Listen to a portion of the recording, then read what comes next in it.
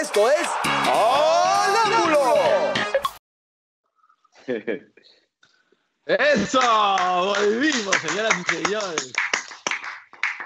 Tenemos a alguien que se suma, que es el gran José Chávarri, con una iluminación casi perfecta. Nos acompaña a estas horas de la noche para deleitarnos con esta sabiduría, esta erudición, esta inteligencia, esta sapiencia que solo a él lo caracteriza.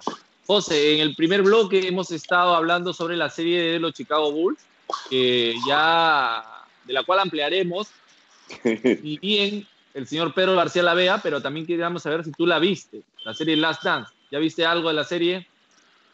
¿Cómo están, amigos? ¿Qué tal? ¿Cómo les va? La disculpa del caso por entrar tarde. En fin, ya no vale la pena mencionar los detalles. La verdad que no he visto la serie. He estado viendo alguna otra serie por ahí y algunos videos también. He agarrado un poco la costumbre de Pedro, esta de buscar videos inéditos y antiguos por YouTube. Y la verdad que encuentras cada cosa por ahí alucinante. Pero he escuchado muchos comentarios sobre la serie, así que creo que seguramente, por cuestiones de estas charlas que de vez en cuando doy, seguramente esta serie te va a encantar. Mírala y te lo vamos a dejar como tarea, porque en uno de estos programas vamos a conversar para cimentar nuestro debate en temas como el liderazgo. Hablaremos de esa serie, así que te pedimos por favor que la mires como tarea. Sin embargo, te tenemos que contar que a ti te ha tocado el personaje de Krause, que contrario a lo que pensaría todos, que le hubiera tocado ese personaje a Diego porque ha sido gerente y porque su manera de movilizarse en la vida es de manera gerencial. Bueno, no le ha tocado a él, te ha tocado a ti, Krause. ¿Por qué? Porque es un gerente que, se ha peleado con todos los deportistas. Y me apuntan por interno. Pero capo, tío Pepe. Tío Pepe, es capo por si acaso. Es capo, no, por algo estuvo ahí. Gracias por el salvavidas. Y me apuntan que ya podrían tener las opciones para Pedro con respecto a personajes. Te dice que podría ser el que entrevista a los jugadores, o podría ser Scottie Pippen, porque es en el equipo el que más chambea. ¿Qué les parece? El que más chambea es Scottie Pippen. Ahmad Rashad se llama el reportero. Ajá. Bueno. Mira. Sí, Ahmad Rashad. Y también da declaraciones. Una pregunta, porque a la usanza de la época, esto es año 93, por lo menos comienza, ¿no? 93, 94, ¿puede ser? ¿Sí? Sí, juega mucho con los tiempos, pero es concentrado en la temporada 98 y con retrocesos hacia las temporadas 91, 92, 93. 92, 93. Pregunto, ¿en algún momento, hablando de un reportero presente en la serie, se lo ve haciendo entrevistas dentro de vestuario? Totalmente. Sí, claro. Claro, era a la usanza de la época, sí. ¿No? A la década del 90 era entrevistas dentro de vestuario. Entrabas con tu cámara y mientras se bañaba uno, lo esperabas, entrevistabas a otro, y luego el que se bañó venía con toalla y entrevistabas con toalla en la cintura. O sea, era la manera como antes se accedía al jugador, ¿no? De una manera muy natural. Pedro, a ti que te gusta el cine, quiero rescatar un guiño de la película Jerry Maguire, en donde hay una frase que a mí me encanta, que es "Show me the money". Hay una escena en la que hacen una especie de parodia, ¿no? Se nota que es algo cómico, de una reportera entrevistando al futbolista, ¿cierto? En el vestuario con todos desnudos, que era más o menos lo que pasaba, ¿no? No había reparo en si te estabas bañando, ¿no? El periodista seguía entrevistando. Sí, era una señorita que entrevistaba para determinado canal, y cuando estaba Cuba Gooding Jr., que es protagonista de la película con Tom Cruise, y cuando este jugador renegaba de su mala suerte, que se lesionaba, que no lo cotizaban, que no era la gran estrella que quería ser, y estaba como refunfuñando un costado del vestuario, ¿no es cierto?, estaba renegando, y el plano, digamos, el plano que acompañaba la escena de su desencanto y de su reniego, era otro jugador grandote, él, exitosísimo, y siendo entrevistado por la reportera, ¿no? Por cierto, medio desnudo y con otros desnudos pasando por atrás. Una escena muy, sí, muy significativa de su frustración, ¿no? Claro, o sea, todos entrevistaban a todos menos a él, que renegaba de su anonimato casi. Pero ciertamente uno puede desglosar de esa escena que la prensa entraba casi hasta las duchas, prácticamente a las duchas. Yo tuve oportunidad, por ejemplo, de entrar a 1000 vestuarios, inclusive cuando estaba, te pongo un ejemplo cualquiera, ¿ya?, para que veas que no dependía de que sea un partido muy tela, ¿no? Final de la Copa Libertadores en Belo Horizonte, acaba todo, el equipo vuelve al vestuario y yo entro con ellos. Y cuando entro noto la ausencia de Valerio, no lo veía por ningún lado. Y Valerio estaba en el último, lo he contado creo, ¿no? En el último retrete. Vale. Retrete. Como que se encaletó y se fue al último retrete, el del fondo. Puerta abierta y estaba así. Lamentando que el rebate de Libelton, que además nunca hacía un gol, se le iba a pasar por debajo. Y podías entrar. Era, por eso que pregunto si en la serie se ve esa costumbre de pasar. No, pero mucho. Había un momento, puede pasar lo que tú decías, Pedro, pero había un momento en el que recién llegabas, por lo menos en el caso de Juan Carlos Oblitas, que Juan Carlos le pedía el de seguridad de la puerta, dame 5 minutos, le decía, o 3 minutos. Y él decía algo, era muy, muy privado, muy íntimo del partido. O hemos hecho un buen partido, o hemos hecho un mal partido. Decía 2 o 3 palabras y decía algo respecto a esa noche, nos vamos a quedar concentrados, o se van a ir a su casa, pero cuídense, volvemos a entrenar el martes, entrenamos mañana. Ese tipo de detalles, para que no queden en el aire, por lo menos en el caso de Oblitas, yo lo recuerdo claramente, los usaba en esos 2 o 3 minutos y de ahí ya le decía, ya abre la puerta para que entren todos. Y pasaba eso, digamos. Sí, muy cierto, claro, no era automático, ¿no? Yo he hablado de lo de la Copa porque la Copa supuso el punto final de una competición, así que no había tanta cosa. Y aparte, mira, imagínate lo que se perdió ese día, ¿no? Pero bueno, sí, era otra época completamente distinta, ¿no? Ahora, luego cuando eso termina, y ya tenemos a la prensa separada del vestuario de los jugadores, pero aún así se sigue tratando de sacar información con algunos recursos, llámese poniendo micrófono, grabando por el resquicio de la puerta, y tiene que haber ciertos límites también de parte de los periodistas, de la prensa, para que no se vuelva una información, o sea, no develen una información que seguramente el técnico no quiera dar, ¿cierto? Hay un cierto punto de ética con respecto a eso. Hay cosas también que ustedes escuchan que no la pueden comentar, que no la pueden publicar, imagino.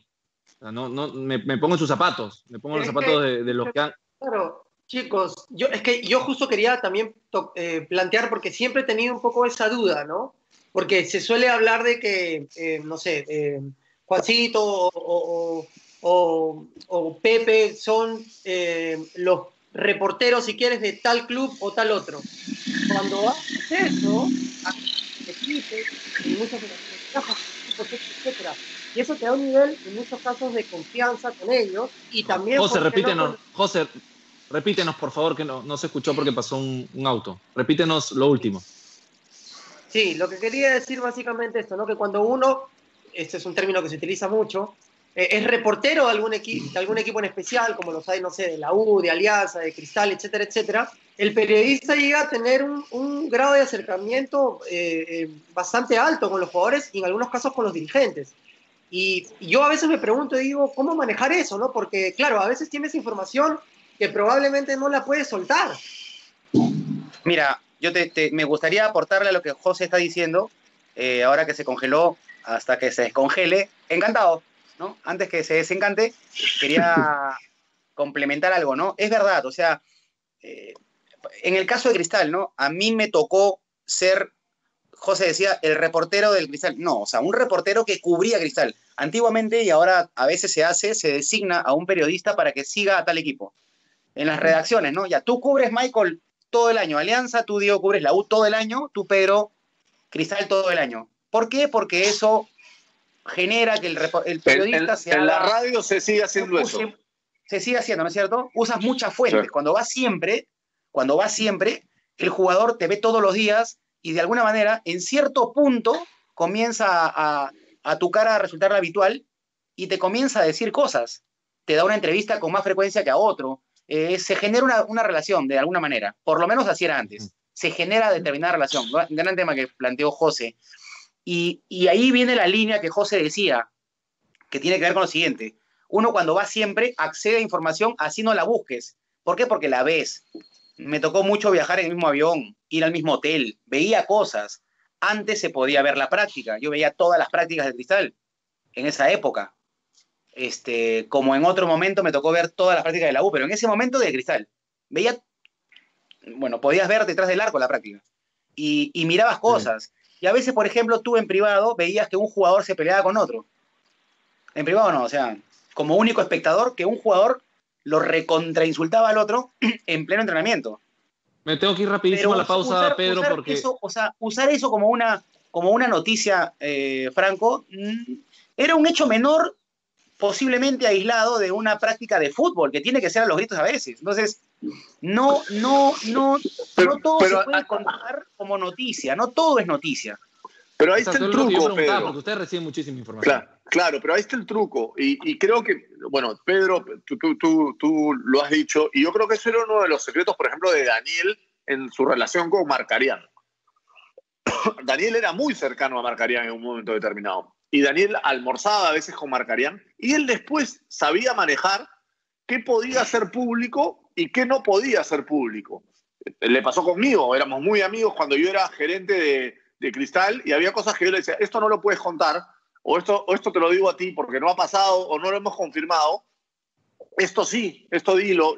Y ahí a veces se lo decía o a veces no se lo decía. Y el grado de confianza que te termina agarrando el protagonista, y en este caso, en esta serie, lo vemos que en Estados Unidos también se da, porque este reportero, Ahmad Rashad, era muy amigo de Jordan, jugaban golf juntos a veces, o sea, tenían un nivel de intimidad muy grande, pero el secreto de sostener esa intimidad y generar una amistad es no perder la objetividad en determinado momento para poder criticar y saber qué es público, qué se puede contar y qué no es público. Exacto. Tal cual. O sea, el periodista, yo soy el periodista para eso, o sea, sí. Lo monté a Michael, perdóname, Michael, te mando un abrazo, espérate. Solamente una cosa para subrayar, o sea, la diferencia, o sea, un periodista está para contar las cosas, para eso está. El hombre de prensa está para contar las cosas, pero uno se equivoca como periodista, creo yo, si cree que por ser periodista puede contarlo todo. No puedes contarlo todo, hay cosas que tú ves en el fuero de lo privado que son cosas privadas. No puedes decirlas. Además, serías un tonto, porque si las dices y no tienes pruebas de que pasaron o se dijeron o ocurrió, el afectado por tu comentario te va a decir, demuéstralo. ¿No es cierto? Entonces, no todo lo puedes contar. Es bueno contar las cosas, pero no todo lo puedes contar. Y pasa un poco por ética periodística también. Sí, a mí me ha pasado alguna vez que estaba en un lobby de un hotel y he visto un grupo de futbolistas conversando de algo, con gente en confianza, y hay confianza para meterte en la charla un rato.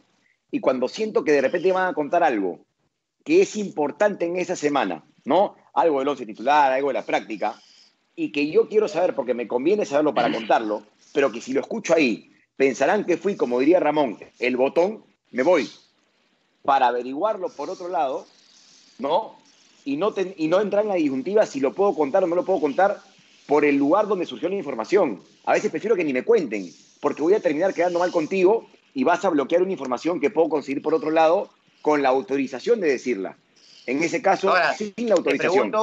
Te pregunto algo, porque el tema es muy fino. Por ejemplo, si tú en tanto periodista, ¿no? Tú periodista, el jugador que habla contigo, el técnico que habla contigo off the record,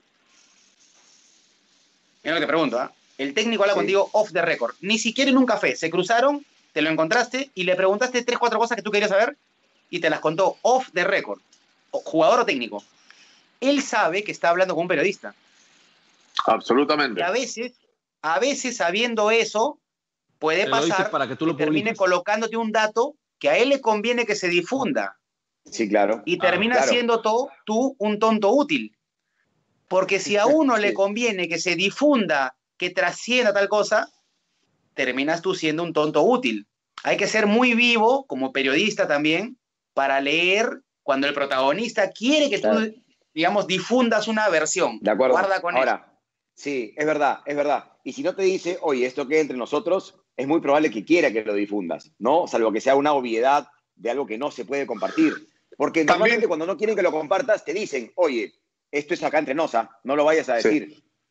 También es cierto que depende de la experiencia del protagonista, porque no es lo mismo la conversación con un futbolista que recién empieza, que no tiene experiencia manejándose con los medios, que si tú hablas hoy en día, para hablar de la selección, por ejemplo, si tú hablas con Bonillo, hablas con Gareca, hablas con Oblitas o con cualquiera del comando técnico y te dicen algo, y nos dicen algo a nosotros, cualquiera de nosotros cuatro, está claro que no tienen miedo de que lo digas públicamente, porque saben que si te lo están diciendo, están asumiendo el riesgo de que tú lo uses como información. Salvo que lo que dice Michael, que te digan, ojo, esto por favor, manéjalo con cuidado porque todavía no está 100% confirmado, no te vayas a ir de cara. De repente lo dices y no pasa, te lo dicen. Sí. Ahora, si tú estás conversando con te pongo un ejemplo, Abraham, que tiene 22 años, y de repente en la conversación le sacas que va a jugar, él te lo puede terminar diciendo casi de una manera inocente, no digo, dije Abraham, de repente que no se siente ofendido, pero lo pongo como ejemplo, y tú terminas sacando la información que quieres de una conversación que no tenías intención. Claro, de repente te lo cuenta porque confía en ti o porque siente que no está diciendo nada grave, pero está bien, pero ahí Franco, ahí viene el juego del manejo de la fuente del periodista, que es una clase. Es una clase que yo no tendría que dar. O sea, yo no digo que la quiera dar yo, sino que es una clase donde muchos periodistas podrían dar sus puntos de vista de lo que es manejo de fuentes. Si a mí Abraham me dice, oye, sí arranco, ya me dijo Gareca ya, y ahí se balón parado, voy yo, no va Rodríguez, supón, ¿no? Un ejemplo cualquiera. Lo cual es noticia, ¿no? Todos daban a Rodríguez en el 11 y resulta que Abraham arranca. Sería tonto que el periodista, por legitimar su información, diga, Abraham me ha dicho que juega. Lo quemas a la fuente, lo dejas en offside y estás revelando un secreto. Estás revelando un secreto hermoso de tener, que es quién me lo dijo. Yo digo en cámaras, yo puedo confirmar al 100% que arranca Abraham. Te lo puedo confirmar. No te voy a dar mi fuente, sería demasiado gil en decirte, Abraham me dijo. Deja en la información que estoy dando un halo de misterio. Porque de repente Gareca me dijo, ¿no es cierto? O de repente Rodríguez me dijo, no juego yo, juega Abraham. Pero te puedo decir 100% que juega fulano de tal. Si yo dijera, para legitimar mi información, para que me crean quién me lo ha dicho, si yo revelo mi fuente, lo dejo en offside al que me dijo. Pero de repente lo sacas del equipo. De repente lo sacas tú elegido por puchón, como dicen en el Río de la Plata.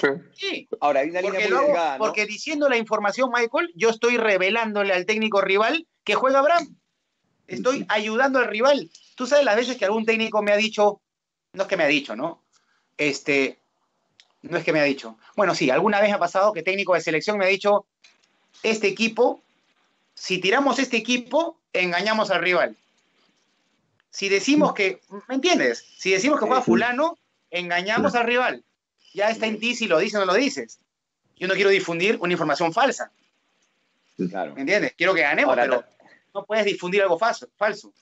Hay una línea muy delgada porque muchas veces estás en la duda, ¿no?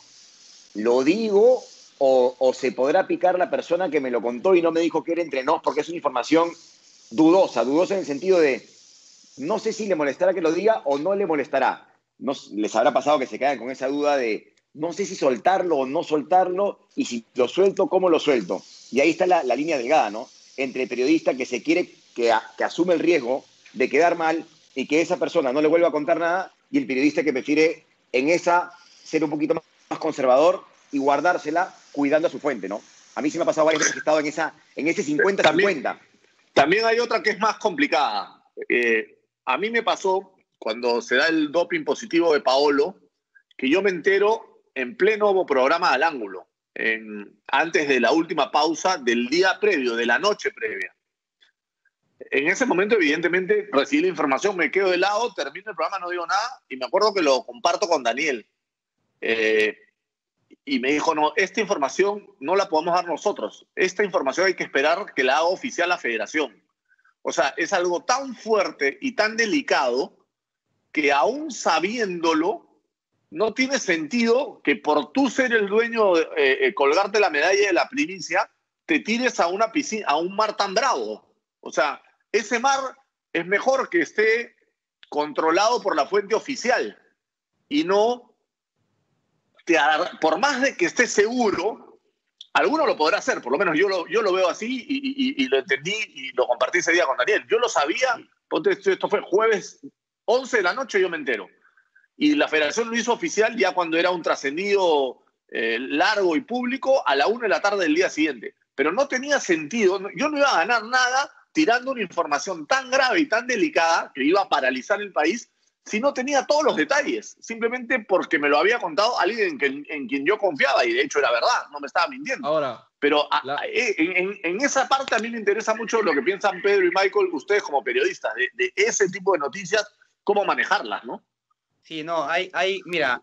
La gran duda también es saber si el call center no se molestó, porque si te dan una información tan chambeando hasta las 11:30 de la noche, que no la hayas dado, no, pero que no la hayas dado, de repente dijeron, o sea, que por la puerta trabajar. Lo que pasa es que es muy delicado, te pongo una anécdota, una historia que puede ser reveladora. Yo creo que estoy con Diego en eso de que no se puede revelar algo tan fuerte, es muy complicado si no tienes el 100% de la certeza. Yo para dar esa información, tengo que ver la carta membretada firmada por ¿me entiendes? Ya, claro. O sea, que sea, y tiene que decirme lo infantino para yo enterarme de primera mano y decirlo, ya está, listo. Si no, no, porque es muy fuerte. Si tú te equivocas en esa información y anticipas un dopaje, un resultado positivo que no se dio, terminó tu carrera de periodista. Terminó. Claro. El riesgo es muy grande. Eso responde a lo que dice Diego. El riesgo es demasiado grande. Por colgarte la medalla del mérito, como dice Diego, no vas a arriesgar toda tu carrera, porque si tú mañana me cuentas que ha dado positivo fulano de tal, lo aseguras en la noche y al día siguiente se desmiente, yo a ti no te creo ni lo que comes. No te creo. Y un periodista sin credibilidad no existe, no vale nada, es cero. Por eso es que la gente, cuando observa, creo yo, por lo menos me pasa a mí, que un periodista, ya no en el plano deportivo, de repente en lo político, alguna vez hace una cosa incorrecta, no le creo más. Nunca más, se murió el periodista. Quedará de repente un presentador de televisión, un hombre que trabaja en prensa, sale en la tele, ¿cómo no? Pero creerle, no, ni hablar. Pero entonces, esa es una línea muy... Lo que plantea Diego, a los presentadores de televisión, los presentadores de televisión también tenemos credibilidad, por si acaso. No. Por favor, ha habido presidentes, ha habido gobiernos y ha habido periodistas que eran... Mejor dejémoslo ahí, ¿ya? Pedro. No se puede perder. Algo bueno. Pero escúchame una cosa. No, tengo una pregunta para ti. Diego dice que tenía la información recontra confirmada. Si tú la tenías recontra confirmada, es decir, no había forma que la pifees, ¿esperabas la comunicación oficial? Porque me parece un tema súper debatible, o asumías la primicia y le entregabas como tu primicia sabiendo que era oficial, sabiendo que era confirmado. Mira, para mí la oficial es cuando, ¿sabes qué? Estoy viendo el documento, no tengo más manera de llamarlo oficial. Ahora, si tú quieres poner la piedra encima de la información antes de que se dé, podrías tuitear, como para que te quedes tranquilo. Mañana se conocerá una terrible información, si quieres, pero yo no me la juego, porque siempre hay la posibilidad de que el que agoniza no muere. Por un día pasó determinado fallecimiento, se produjo, claro. Diego. Claro. Murió fulano de tal. Lo mataron y no era verdad. Julio Meléndez. Lo mataron un día. Murió. Y llamó Julio Meléndez. Confirmaron sus familiares que radican en los Estados Unidos. Al día siguiente, el medio que publicó esa información lo entrevistó en vivo. Tituló, ¿no? Estaba vivo. Meléndez, 2 puntos, abro comillas. Estoy vivito y coleando, declaró el muerto. Pero hay una cosa adicional. por lo menos, Michael, a mí la poca experiencia que he ido ganando en estos años recibiendo mucha información, porque nosotros recibimos mucha información, no siempre la tenemos que buscar. La conclusión a la que yo he llegado es que es mejor aprovechar que la sabes antes para profundizar en tu conocimiento de la noticia y después, cuando salga la noticia, tú ser el que mejor la puedes explicar que ser el que la da primero. ¿Me explico? O sea, yo lo que sí tengo a favor es que como yo la sé desde el día anterior, yo voy a empezar a leer el reglamento de la FIFA de antidoping, el reglamento del Mundial, voy a leer antecedentes de casos. Entonces, a la 1:15 que lo confirme la federación, yo voy a salir en el programa en el que esté yo y yo voy a dar la mejor explicación de lo que ha pasado, de cuándo pasó, de cómo pasó y por qué pasó. Eso me parece que te termina dando mucho más valor como comunicador o como periodista que ser el que salió corriendo a pegar deditos a decir tal dio positivo, y te quedaste en esa locura, te empieza a llamar el mundo entero, te preguntan cómo te enteraste. Eso me parece que, por lo menos a mí, en estos tiempos, en este tiempo que lo vengo haciendo, al contrario, prefiero que lo dé otro, pero yo ser el que más conoce el tema. Sí. Me parece que le da mucho más valor a lo mío en el largo plazo. Michael, ¿tú qué hubieses hecho en ese escenario? Recibiendo la información incluso del mismo protagonista. Porque además es una noticia que te duele, ¿ah? No es una noticia cualquiera. Con su perturbación por no poder dar la entrevista. La nota. No. Yo creo que es un tema muy debatible y hay que estar en ese momento ahí y decir, wow, ¿qué hago? Pensándolo ahorita, creo que el riesgo sería muy grande y no lo haría. Pero sí estoy seguro que la tentación de compartir algo que para ti es confirmado porque estás confiando netamente en lo que te dan, en la fuente que tienes, como lo estaba planteando Diego. Michael, nunca lo hagas, porque te va a llegar, porque yo no sé dónde he sacado que yo lo haría. Yo ni siquiera he opinado sobre el tema. Entonces te he interpretado mal. Como te veo obseso ante la negativa de dar la noticia, digo, tranquilo. O sea, de repente yo a tu edad también hubiera estado perturbado por no poder dar la información. Pero hoy día no. Pedro. Estás alucinando. Entonces me he equivocado. Pero a lo que voy yo es sobre la mesa. No. Pero es un buen dilema, es un dilema válido. Señores, digo, la pausa, Pedrito. Ya, dale. El riesgo es tu muerte periodística, ahí está. Tú harías una gestión periodística, meter un tuit, contar una historia, hacer cualquier cosa, siendo el riesgo de esa acción tu muerte periodística, porque si fallas, se murió el periodista Michael Zúcar. Entonces, contra ese riesgo no hay nada.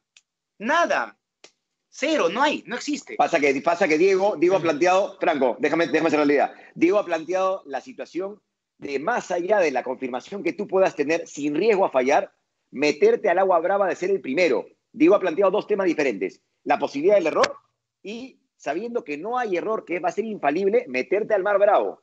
Esa es la nunca, que yo estaba planteando. Nunca te consta que una información, nunca tendrás constancia de que es 100% confirmado. Nunca. Salvo que hables de un muerto y estés viendo al muerto sangrar.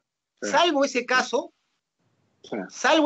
siempre hay la posibilidad de algo que está mal contado, que una información mala. Salvo que veas al muerto sangrar.